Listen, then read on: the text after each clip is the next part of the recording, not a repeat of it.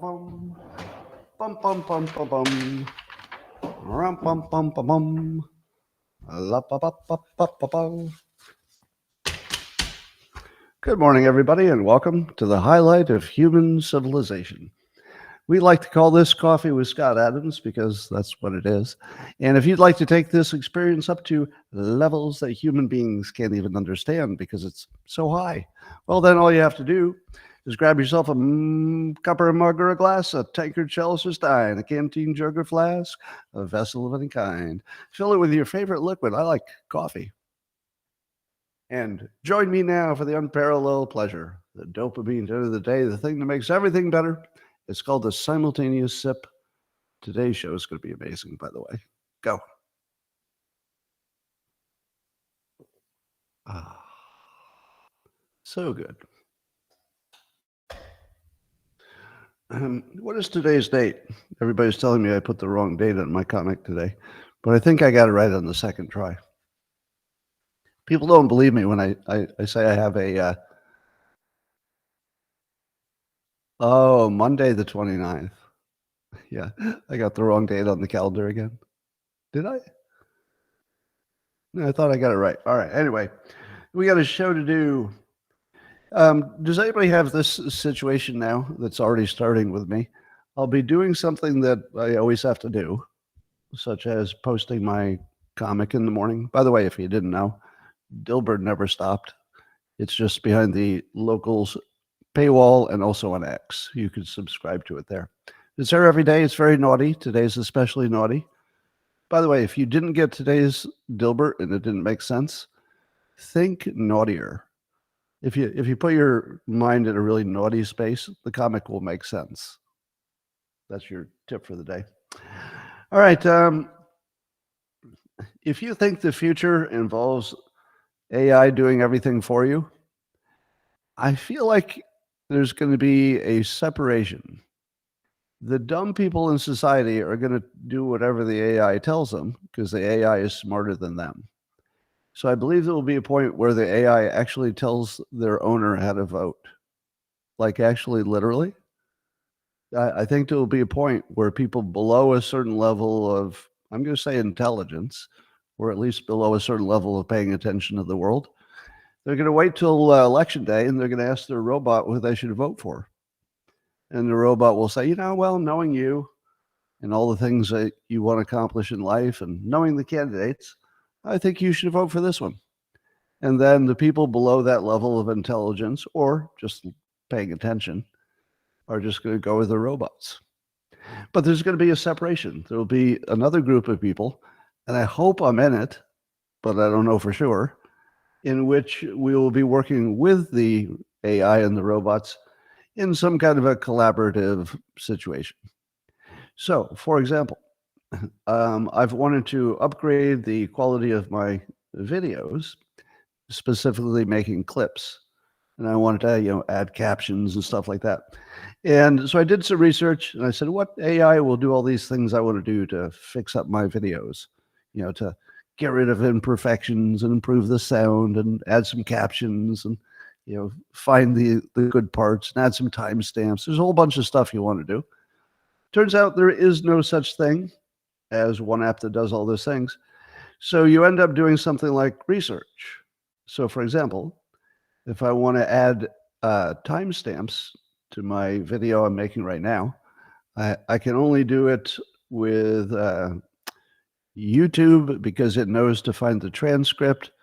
And then there's an app called Instant Chapters, but it only works after YouTube generates the transcript, which doesn't happen for several hours, but it could be delayed. It could be, many more hours. So you have this situation where AI can't close the gap between what you want to do and what it can do. So you still need a human being to figure out. It's going to take, I think in my case, maybe 6 different AI apps to just make a clip. Now it would work really well because the apps are excellent. But take a look at the app created by Descript. So it's going around today. It's kind of viral. So my clip that got taken out of my larger show the other day, in which I Yes, I already did the simultaneous sip. Can you shut up about it? If you missed the sip, it's just because you're late. Okay, you could all stop talking about it. All right. Anyway, so there's an app called Descript that added the captions. Take a look at it on my video clip in which I'm saying that Vivek is the obvious choice for vice president for Trump. And you might like the video itself. It looks like it's going slightly viral. People seem to like it a lot. But look at the technology. Just look at how the captions are added, and you can see that nobody's going to do it without AI in the future. All right, here's the least surprising thing in the world. Can you believe it that Taylor Swift's boyfriend's team is going to get to the Super Bowl? Huh. Nobody saw that coming. Taylor Swift, the person that everybody thinks might be part of some giant Democrat influence campaign because she's so popular, and now she likes the Chiefs, and she's very, very Democrat at the moment. How many of you think that game was fixed? Meaning that there was something going on that's bigger than football that needs Taylor Swift to be part of the Super Bowl, because we're already hearing that Joe Biden wants to use a Taylor Swift strategy to get her to endorse him, maybe at the Super Bowl or something crazy. And none of it feels real, does it? But everything else in the world is so fake and so rigged that even something like football, which I've always assumed was pretty straight, I don't believe it this time. Now, I'm not going to make an accusation because then you get sued. I'm not going to say the game was rigged. I'm just going to say that in today's environment, that was a pretty big coincidence. Pretty big coincidence that Taylor Swift picked the guy who got 11 catches. He got 11 catches. Do you think they were looking for him a little extra hard because he's Taylor's boyfriend? Maybe. You can't tell. He's also a star. He's also a star, so it could also have happened completely naturally. Yeah. Anyway, so we'll keep an eye on that. If it is rigged, you would expect the Chiefs to beat the 49ers in the Super Bowl. So the Niners made it. So far, my technique of picking the winner by the mascot is working out well. I hear other people have used that technique as well, but I've been doing it for 25 years or so in newspapers. Newspapers used to ask me before the Super Bowl who I thought was going to win, just because they like asking some celebrity types. And I had a pretty good record just picking the mascots.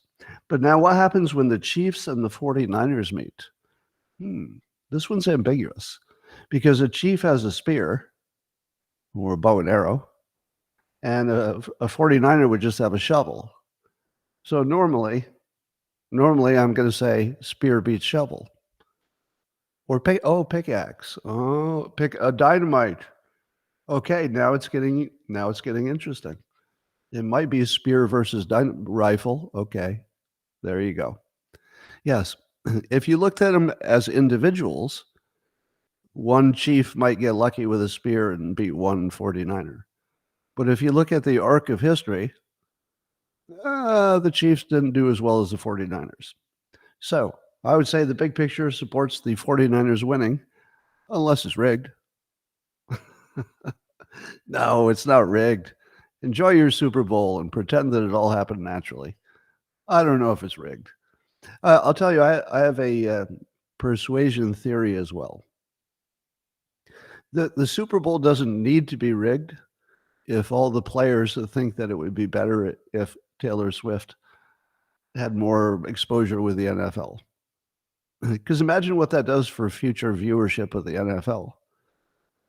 Yeah, even if you're on the team that's trying to win the Super Bowl, which seems like that would be the highest goal for you, there's probably a little bit of your brain that says, you know what?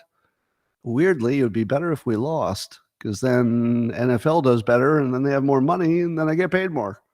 Maybe. So there is a weird incentive structure there.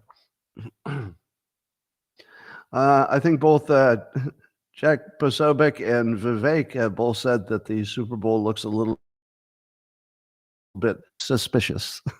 But Jack points out that Taylor Swift was no fan of the Soros family because they bought her entire music rights. And without asking her permission, they owned all her music. But I guess she got around that by re-recording a lot of stuff. And then she came out as super liberal in 2020, as Jack points out. And Vivek posted something that suggested just a little bit of a coincidence, that Taylor is getting so lucky in her choice of boyfriends. It looks like it's intentional, but I won't make that accusation. I'll just say every bit of it looks like that. And in fact, the New York Times is saying that Biden is going to pursue a Taylor Swift strategy of getting her to endorse him if possible. Imagine being Taylor Swift and having that pressure that this million-year-old man wants you to endorse him. All right. How rigged is everything in the world? Well, the Amuse account on X tells us that the E. Jean Carroll trial, when Trump was found liable, $83 million he's supposed to pay her. Did you know that the judge in the case was the mentor of the prosecutor? Just let that sink in for a moment. The judge in the case of Trump, on the E. Jean Carroll case, the judge was the longtime mentor of the prosecutor. That's insane. Yeah. And apparently that wasn't disclosed. How in the world is that considered anything like justice? Clearly not. Now, and how did we get to this point before we found out? Remember I told you that the only thing you need to know to understand the world is who. If the news is telling you what happened, you don't know anything. This is a really important rule. Go hold this with you every time you watch the news. If the news is telling you what happened, which is what they typically do, that's not news. That's literally nothing. Well, it's a little bit. But what you really need to know is who the players are. Because once you know the players, then you understand the what. The what by itself is brainwashing and propaganda. The who tells you everything, right? So this trial, if you knew what happened, there was a case, there was a result, that's all you knew. Well, don't you think it would be important to know that the judge was literally the mentor of the prosecutor? You don't think that's giving you a little bit of insight about what might be going on here? Definitely not justice. Now, that doesn't mean that, Trump is innocent of anything he's charged of. That's a separate question. But you can say for sure it wasn't a fair trial. That much you can say for sure, just based on the relationship. All right, this next category I'm going to call the blackification of Trump. The blackification. I believe that the longer Trump is abused by the justice system, the more support he's going to get from black men. Women, different situation. But we saw that Snoop Dogg said he had nothing but love and respect for him because Trump pardoned his Death Row co-founder, the publishing company, music publishing company, Death Row co-founder. And we saw that Charlemagne, the God, was saying that he's getting a lot of calls from his community, as he would call it, saying, what's up with this border? Which is an indirect way of being more Trump than Biden. And interesting, Chris Cuomo posted, based on the Snoop Dogg story, and he posted this. He said, as Snoop goes, so goes the country. Or is this an example of what should be painfully clear at this point?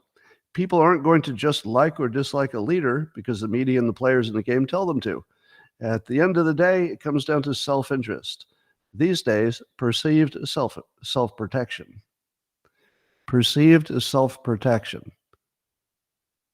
Who do you think Chris Cuomo is supporting when he says people need to realize they have to vote for their self-protection? It's not pro-Trump. but it's not anti-Trump, if you know what I mean. And I've told you, I've hinted at this before, but Chris Cuomo is not the CNN Chris Cuomo.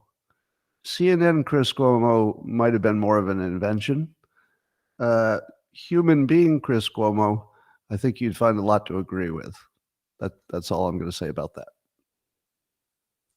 But not only that, but the number one black hip hop artist in the world is amazingly a strong Trump supporter. Who is it? Ben Shapiro. Ben Shapiro. He's the number one black. Wait, hold on. Oh, he's not black, Ben Shapiro, but he is the number one hip hop artist, along with an actual hip hop artist. They got the number one hip hop. Tom McDonald, is that who's the artist? Tom McDonald, somebody says. Is that the name? Anyway, so there you go. So it looks like hip hop has turned strongly pro-Trump. So UFC is pro-Trump.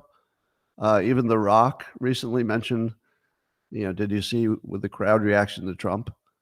And when The Rock said it, it wasn't pro-Trump or anti-Trump, but it definitely wasn't anti-Trump. So you're seeing a whole bunch of people that you didn't necessarily expect to be a little bit more open-minded about Trump. Well, Lindsey Graham wants to bomb Iran. That's what I call perpetual news. Let me read the news that hasn't changed in 20 years. The Pope is speaking out against war. Oh, didn't see that coming. Lindsey Graham wants to bomb Iran. Oh, another surprise. There's two surprises. I didn't see either one of those coming. Did you? That's your news. That's the news. Well, here's a counterpoint from David Sachs. Now, I'm going to tie this together later with another story. So David Sachs, as you know, one of the PayPal founders, along with Elon Musk, along with Peter Thiel, and along with Reid Hoffman and a few others.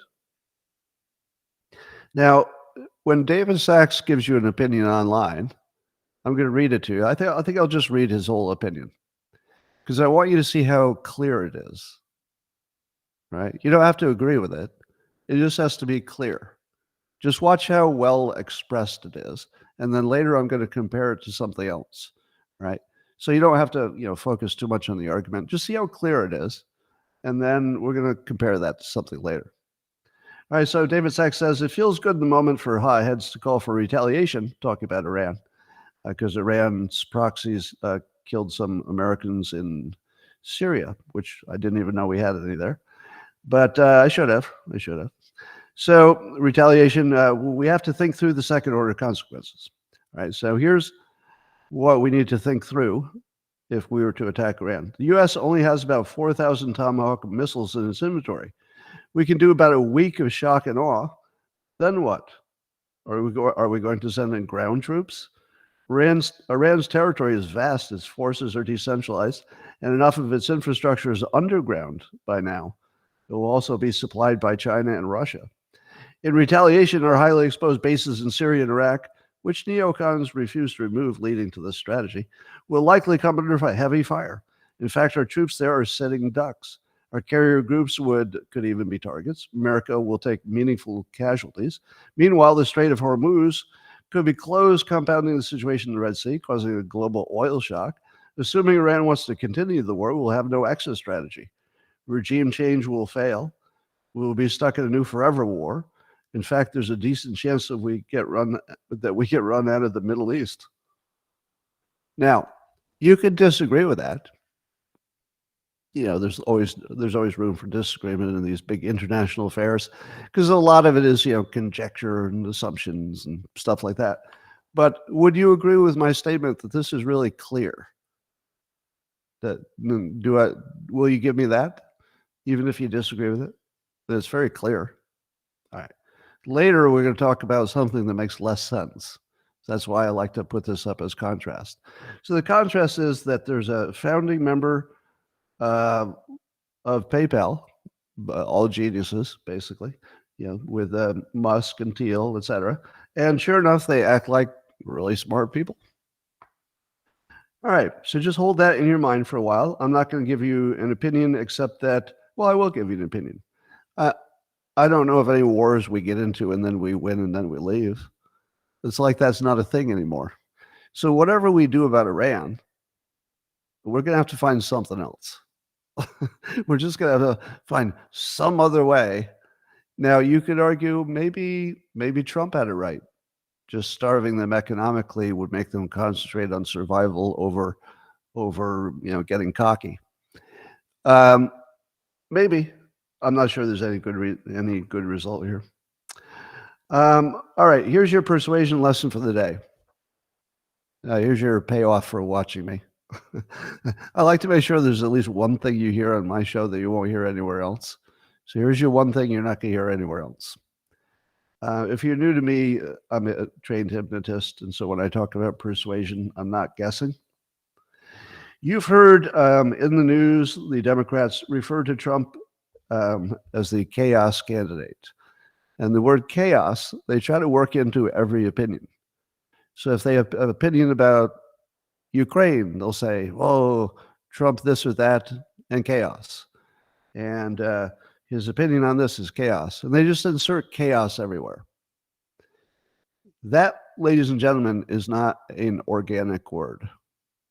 Do you remember any other candidate who was accused of chaos? I don't. Chaos is like dark. Do you remember in 2016, the first time all the Democrats in unison, they all started saying that Trump's, they said his speech at the convention was dark. And it was obvious that the memo had gone out. Now, at the time, if you don't remember the story, I had called out that probably that word dark is such a professionally chosen word that they probably had some help from a professional persuader. And I thought it was Cialdini, the author of Influence and Persuasion. Now, he was asked by some people who heard me say that, and he refused to, he said no comment when asked if he was helping at the time, the Hillary campaign. So no comment generally is, in that context would be considered a confirmation that he was. And indeed, he helped Obama. So if you were the brilliant persuasion mind behind helping Obama, it makes sense that Clinton may have used you as well. So we have pretty good information that the word dark was chosen by the most professional people. But what about chaos? It's used exactly the same. It's a catch-all. And chaos is specifically meant to scare senior citizens. Do you know who's not afraid of chaos? Young people. So the Democrats have a lot of young people, and but they don't care about that word one way or the other. But the old people are really scared about chaos, and the old people are more likely to vote for Trump. So chaos is a really good word to work into every sentence, and it has no specific requirements. There's no objective standard for what is chaos and what is not, which also makes it good. So here's what you need to know about it. This is an engineered word. Every time you hear it, especially in the media, if you see a media report in which they use the word chaos, that's propaganda, because it's an indefinable scare word. An indefinable scare word is always propaganda, always. Now, the word chaos is being used exactly the way the Clinton-Gore campaign back in 1990, whatever it was. When did Clinton-Gore run for re-election against, what's his name? 96, I think. 96 was the re-election campaign, yeah. So do you remember when Gore started saying that trickle-down economics was risky? It was a risky scheme. And then, again, it was against Bob Dole, because Bob Dole was pushing trickle-down economics with Kemp as his running mate. And Clinton-Gore just crushed that by saying it was too risky. It might work, but it's risky. Why would you do something risky when the economy is going well? Risky, risky, risky. Do you know where the risky word came from? Does anybody know the answer to that? Because risky, chaos, dark, those are all professional words. Yeah, the average pundit doesn't come up with that. Right. Let me tell you who came up with risky for Clinton and Gore. That was me. True story. Yeah, I was working with the campaign. I mean, unofficially, I was working with them. So I had a connection in the campaign, and they asked me specifically about the debate where Gore used it, and I told them, say it's risky because it'll scare the old people, because nobody knows if trickle down works or doesn't work, but they do know it's different, so they'll believe it's risky, and that pretty much got them elected. Now, do you think that persuasion is powerful? It's very powerful. Yeah, if you pick the right word, it changes the world. Now, by the way, they would deny this story. So if you go to fact check it, don't expect it to be fact checked. That's not how any of this works. Yeah, nobody's gonna confirm that. All right. And by the way, I thought the Clinton-Gore administration was successful. Remember, I've told you I'm not in the camp for anybody in particular. I just liked Clinton because he was somewhere in the middle. I like middle presidents for most of the times. At the moment, I don't like a middle president. At the moment, I want a Trump president because that seems to be more, I don't know, it seems more on point to our current problems. You need a bigger, bolder thing. Whereas I thought Clinton and Gore were, more right down the middle, just try to reach some middle point. And I thought that was the right solution at that time. Did we get the glitch? Did we get a 34-minute glitch? Looks like we might have lost some comments when that happened. Did we lose some comments? Yeah. I'm going to fire up my other device, which will show me your comments on the Locals platform. This works every time. All right, you're back.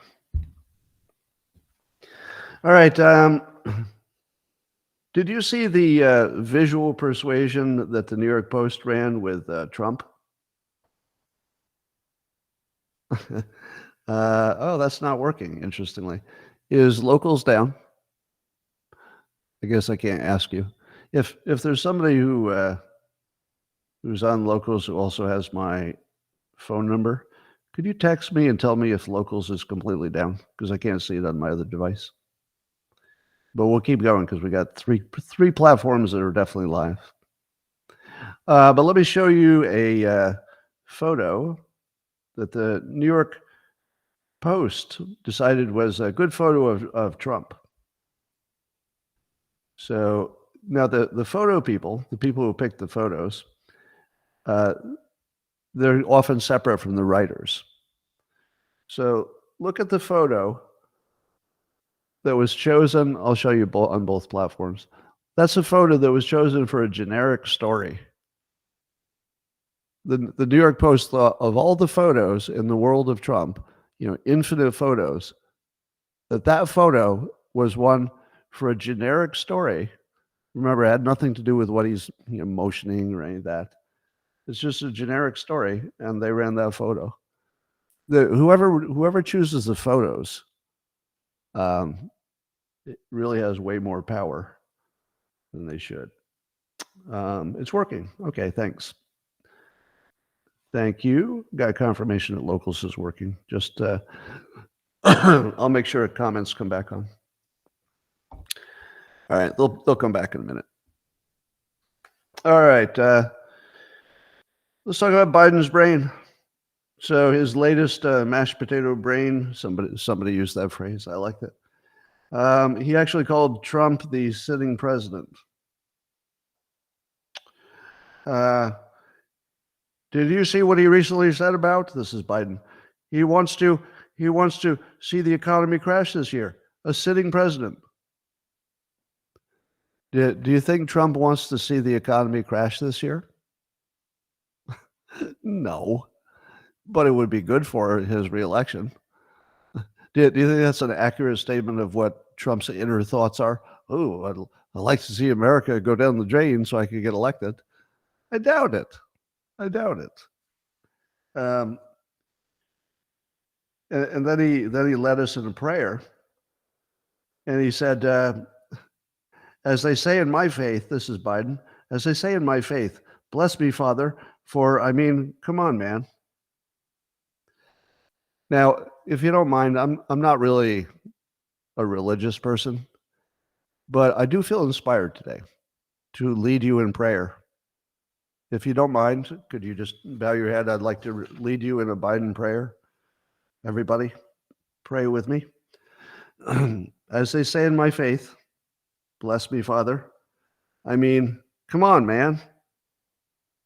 Amen. Amen to that. Come on, man. So Biden's brain is working just great. Meanwhile, CNN is dying. Over in the Philippines, they closed their operation. CNN did.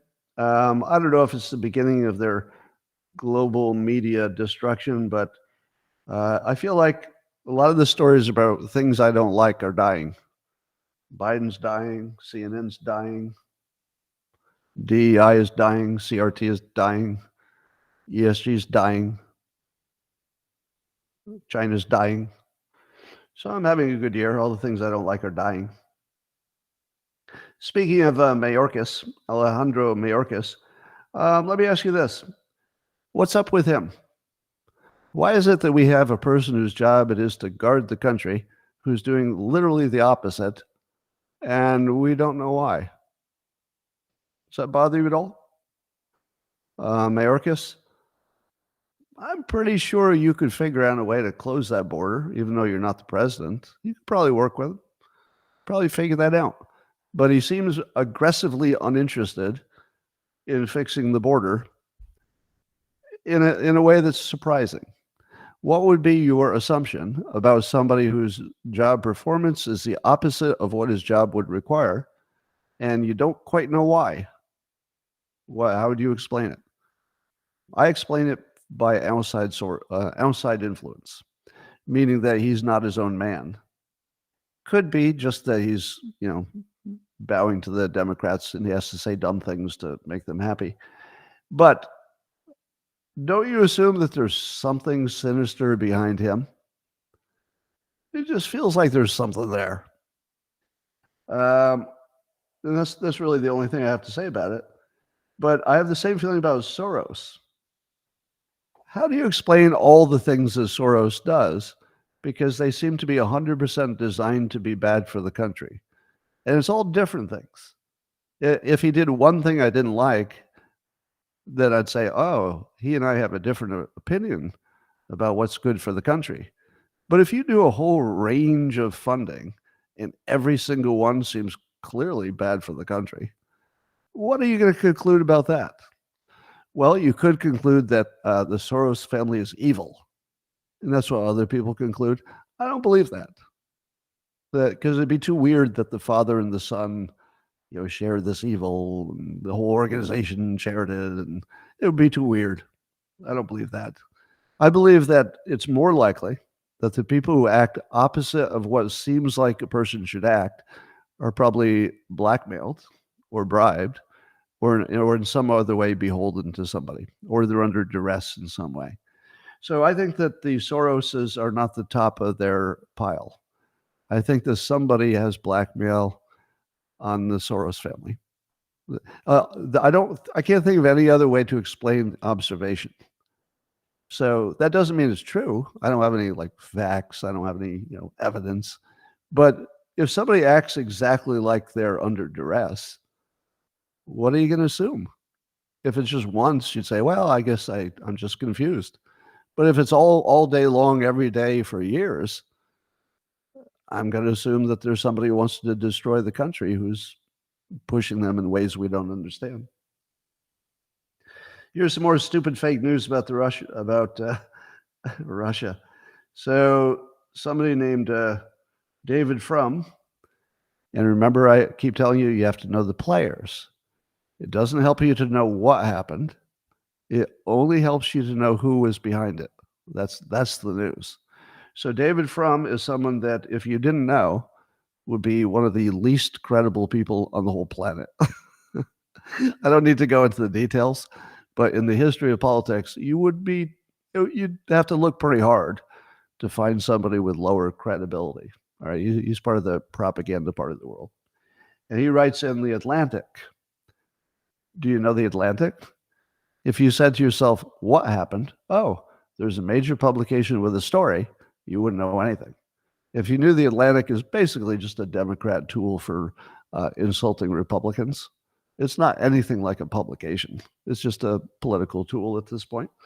So if you knew that Frum is the least credible person in the world and The Atlantic is the least credible publication, then does that make this story sound more understandable? That Frum is writing that as Trump has neared renomination, his party, especially in the House of Representatives, has surrendered to his pro-Putin pressure. Oh, big surprise. The two least credible entities, David Frum and The Atlantic, are writing that Trump is pro-Putin during an election year. Now, imagine if you didn't follow the news and you didn't know the players. You didn't know that The Atlantic is not to be trusted, and you didn't know that David Frum is a propagandist. You would read this and you think, oh, this is kind of scary. This little Putin. But if you know the players, it's just sort of funny because it's just so right in your face how fake it is. So when I read it, I just laughed. Really? The Atlantic, David Frum? Now, here's my favorite mystery, Reid Hoffman. So we know that Reid Hoffman, or reportedly, maybe you shouldn't trust any news, but reportedly, Reid Hoffman is the person who funded the Archie Carroll suit. Do you think he did that because he really wants women to be heard and he cares about Me Too and it's justice and he's helping this victim? Does it feel like that's probably what's driving him? I don't know. There are a lot of victims out there. It's funny you picked this one. So that seems a little just purely political, some way to hurt Trump. Then also, Reid Hoffman was big funder of Nikki Haley, which is weird because he's a Democrat. And why would you fund a Republican who even the Republicans have some trouble with? None of that makes sense, does it? So if you were one of the PayPal geniuses, literally a billionaire, literally a genius, and 3 out of 4 of the ones you can name who are in PayPal are clearly on the same side of things, which I wouldn't call Republican. I don't think that's what's going on. I don't think that Musk or Sachs or Thiel are pro-Republican. That's just not the way I take them. I take them as pro. Make sense. Make sense of it. Make sense of the border, right? Is that a Republican thing? Or is that just everybody looking at it and go, can you make some sense of this? Can you close that thing? All right, that's not a Republican opinion. The fact that we imagine it is just crazy. That's just a logical opinion. So why would it that Reid Hoffman, who's as smart as them, as well-informed as them, would be so on the opposite side? And I'm gonna say that whenever you see a mystery like this, it's probably outside influence. So I don't know what nature, but it looks like blackmail. So I assume that all the billionaires who are doing things that we don't understand are just blackmail. Now, I don't have proof of that, but as a working assumption, almost everything in our government seems blackmail related.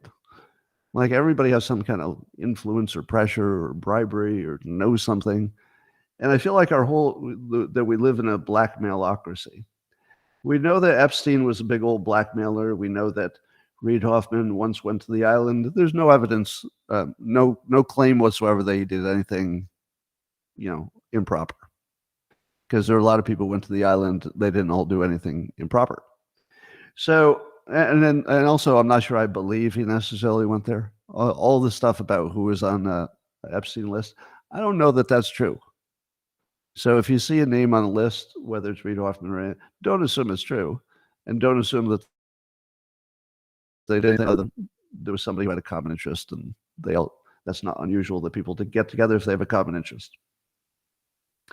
But given that we know Epstein was a major blackmail operation, and then we see people who are acting in ways that don't seem to make sense for their own best interest or the country, to me, the most logical assumption is some kind of influence.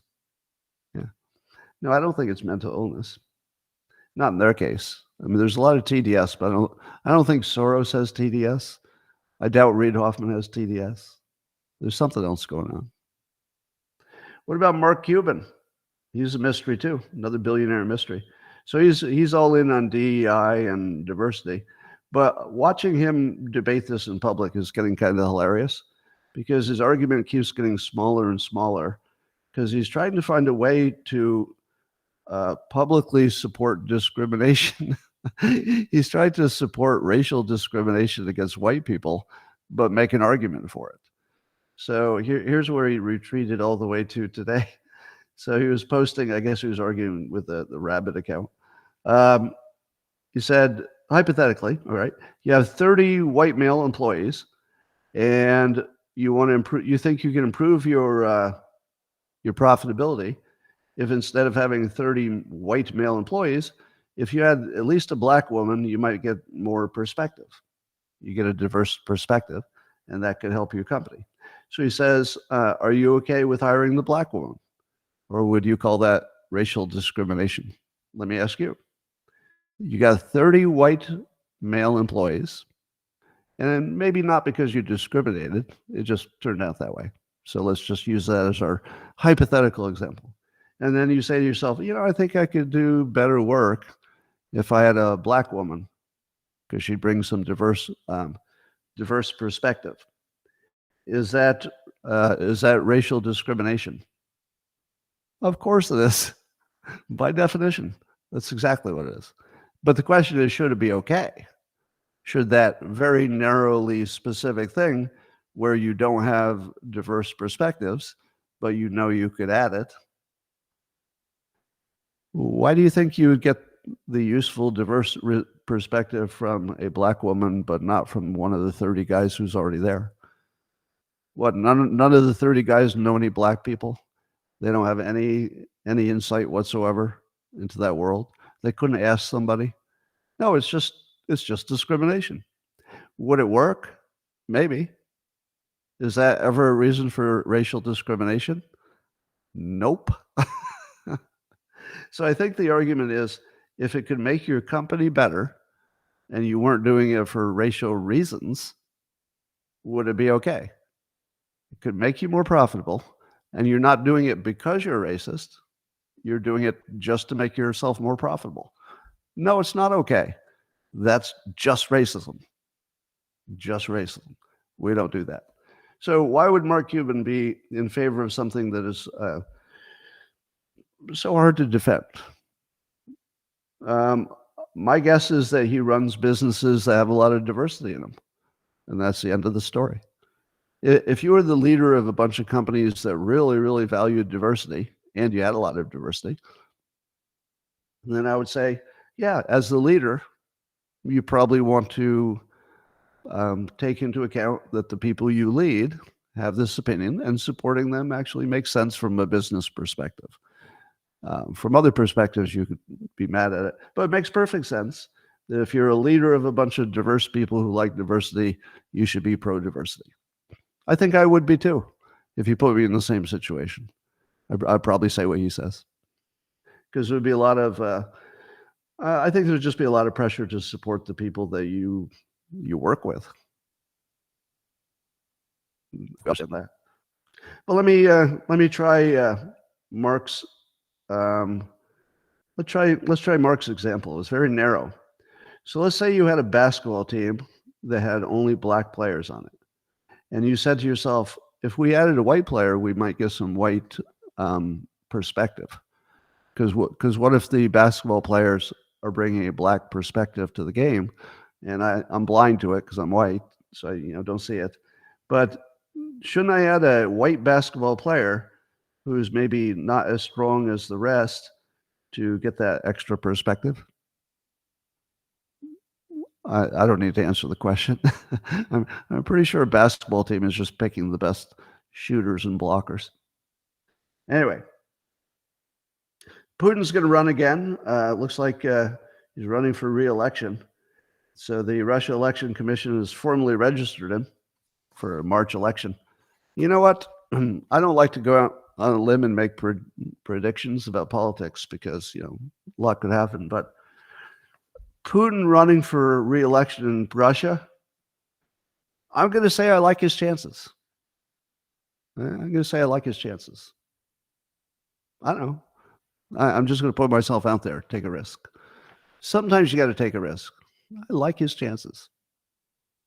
Nancy Pelosi is suggesting that we should look into the pro-Palestinian protests because they have a connection to, can you guess? Anybody want to take a guess?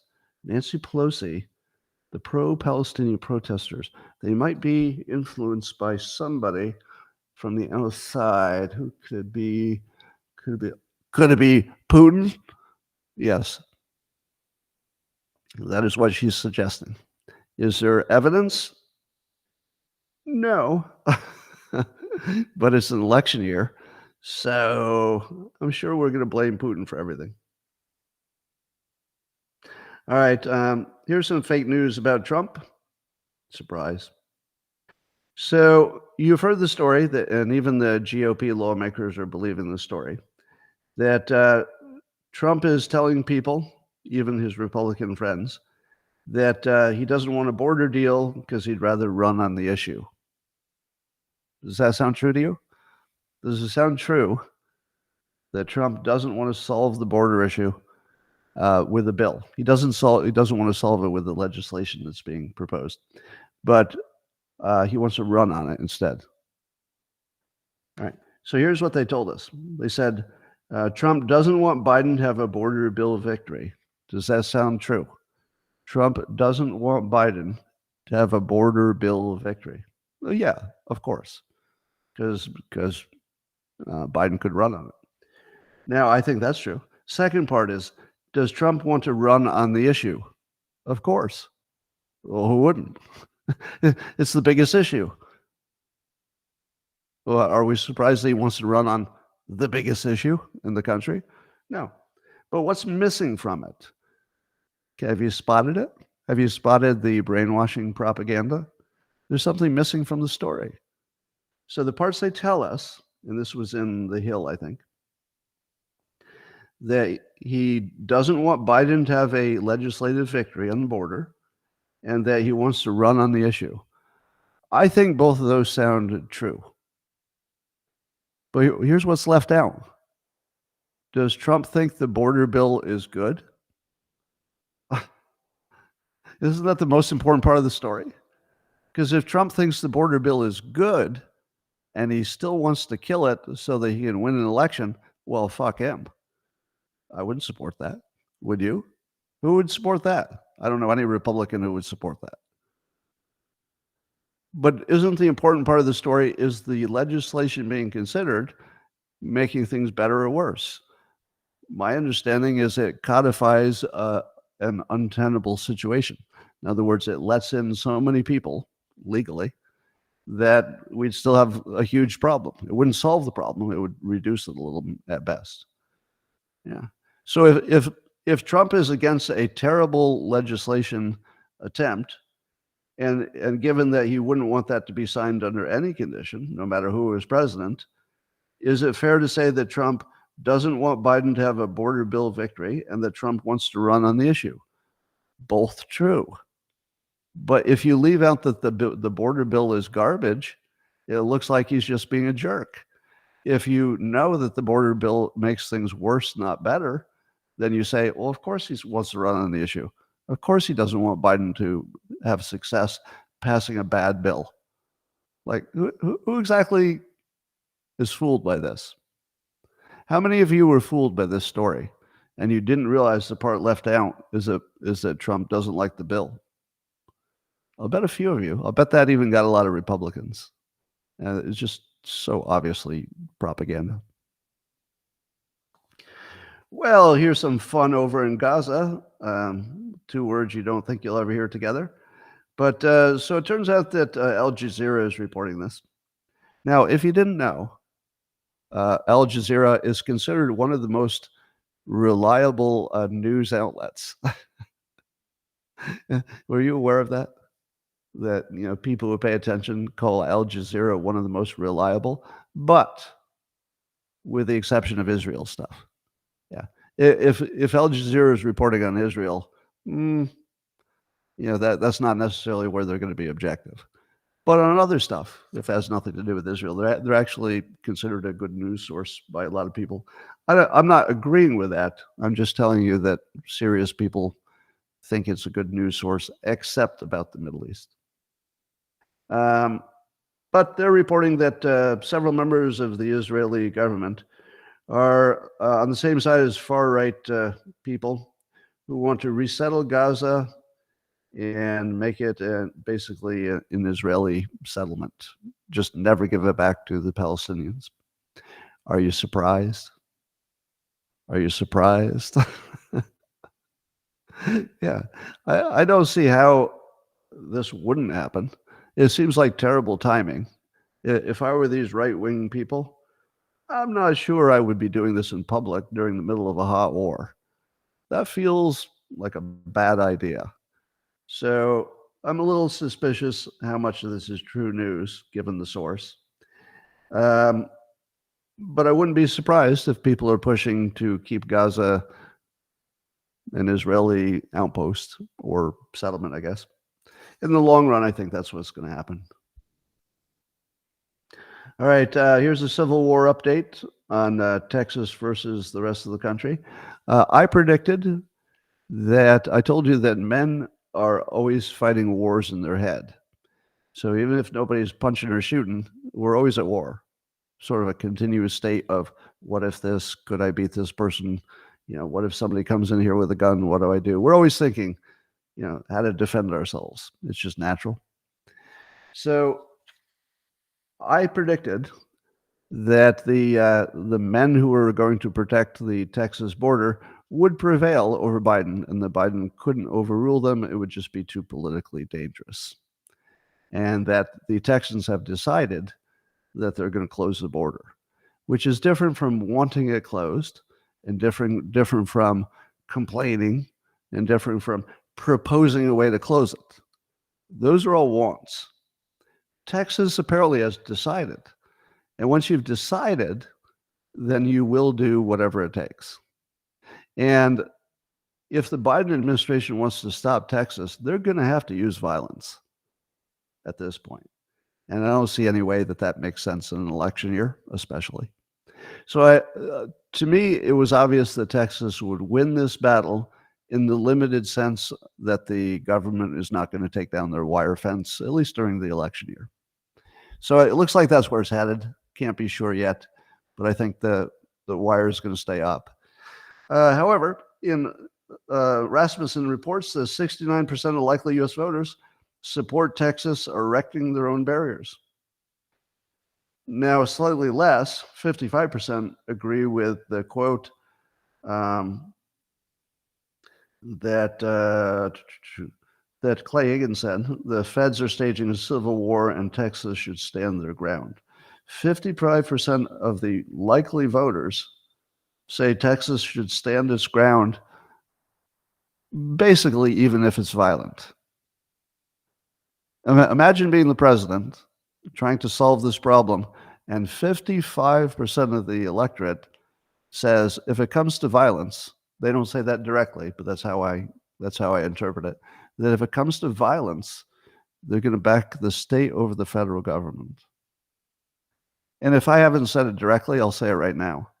If it comes to violence, I'm going to back Texas over the federal government. I don't want to be any ambiguity about that. Texas over the federal government on the border issue. Now, I'm not looking for Texas to secede from the Union. That's not my first choice. But if the bullets start flying, I'm on Texas's side, period, because they're in the right. That's just the way it has to be. And with that understanding, I believe that at least the men in the administration are going to assess the situation exactly as I just did, and they're going to say we could use our bullets and we could start locking people up like the governor, but if we do, it's going to get really wet and it's not going to be good for us. So I think Texas is heading for something like a temporary victory on the border. Now, of course, that will just push people to other border openings, so it won't do much for the overall immigration, except it will create a model where other states could emulate it. Obviously, California won't. So as long as California is open, everybody can get in if they want to. All right, so the other thing is there's this, I haven't heard too much about it, but the trucker protest, apparently there's going to be an American version of the Canadian truckers, but maybe some of the Canadian truckers are helping. And I don't know how big it is or how organized it is or who organized it, but I'm a little bit suspicious about it because it feels a little bit like a trap. I'm worried that the truckers are just putting a target on their backs like the January 6th people did, and that what the Democrats really want is some violence from some right-leaning people. That would be their orgasmic perfect situation. Oh, can we get some violence going from people who like Trump? So I would worry that the trucker thing is not as organic and grassroots as it looks.